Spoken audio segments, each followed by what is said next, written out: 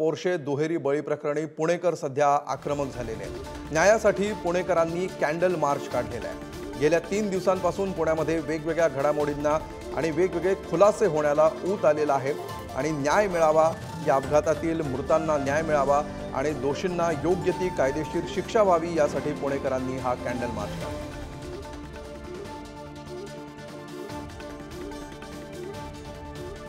ज्ञानेश्वर चौतमल सध्या घटनास्थळी आहेत। ज्ञानेश्वर, कॅन्डल मार्चला सध्या सुरुवात झाल्याचं दिसतंय, काय नेमकं चित्र आहे, काय म्हणतायत पुणेकर?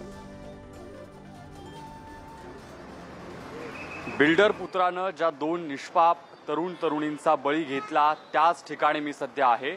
आठवडाभरापूर्वी याच ठिकाणी हा अपघात झाला आणि आता या ठिकाणी पुणेकर मोठ्या संख्येनं एकत्र आलेले आहेत आणि न्यायाची अपेक्षा हे पुणेकर करतायत। ज्या बिल्डर पुत्राच्या हातून हा अपघात झाला त्याला कठोर कारवाई व्हावी अशा पद्धतीची मागणी या सगळ्या पुणेकरांची आहे। आपण बघतोय हजारो पुणेकर ज्या ठिकाणी अपघात झाला त्या ठिकाणी रस्त्याच्या कडेला रांगेत उभे आहेत। श्रद्धांजली या ठिकाणी अर्पण केली जाते आहे।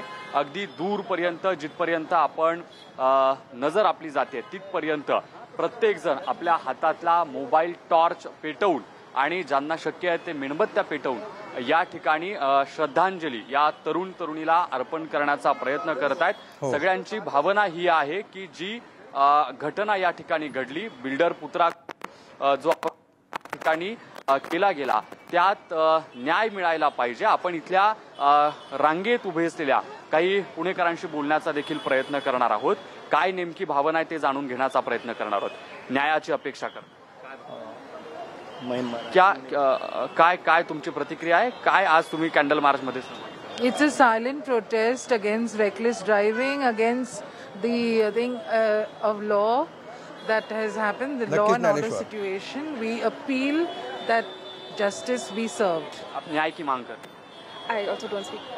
Even we are not from here, but it really scares us to see such kind of things. निश्चितपणे ज्ञानेश्वर, आम्ही बघतो आहोत पुणेकर न्यायाची मागणी करतायत।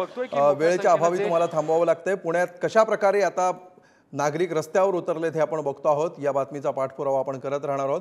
तूर्त धन्यवाद ज्ञानेश्वर या सविस्तर माहितीबद्दल।